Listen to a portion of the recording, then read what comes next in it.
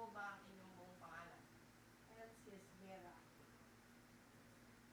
May, kailan at saan po kayo ipinanganak?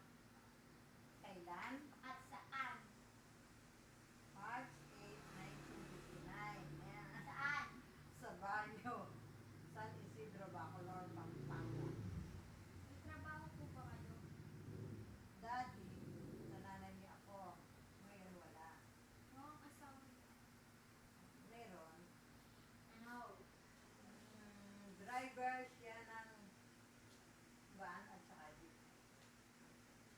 Ilan po ang anak niyo? 8.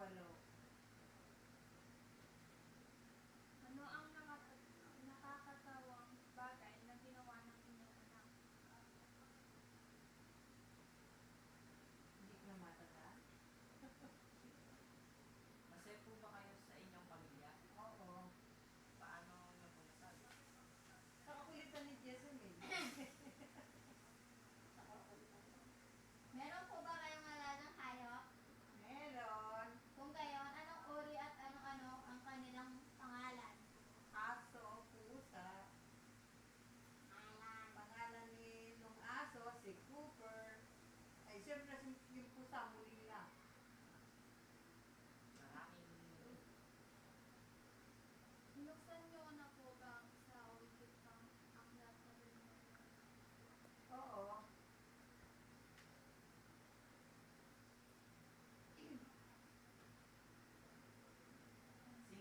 Sino ang inyong bayani nung bata pa kayo? Si Jose Rizal.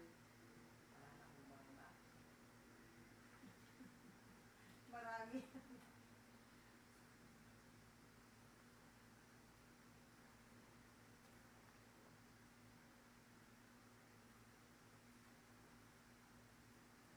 Ano po ang nakaka-enjoy bilang magulang? Nakaka-enjoy.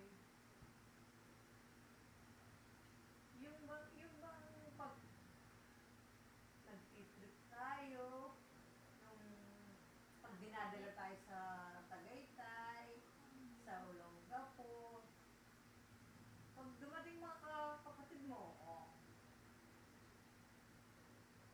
yun, nag-enjoy tayo. Ano ang isang bagay na pinakanais ng mga tao na tungkol sa inyo upang matandaan? Yung pananahe. Yun lang, yung pananahe. Marami po yata kayo sa dito. Dati, marami akong spooky. Ayun, hindi na ako nananahe. May mga problema po ba kayo sa inyong pamilya? Kung minsan, meron din, hindi naman nawawala problema eh. Paano niyo nalalatas? Siyempre, pagka may problema, pag-uusapan nyo, ay kung halimbawa, sa mga may asawa,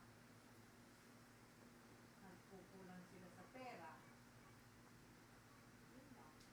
Maraming salamat po sa impormasyong ibinigay ninyo sa amin. Ang akin pong natutunan, nalaman ko na mas mainam na magplano sa pamilya.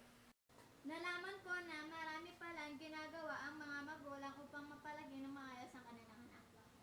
Nalaman ko na kailangang mag-aral ng mabuti, para gumanda ang kinabukasan. Naisip ko na mas maganda ang natural na paraan ng pagpaplano ng pamilya.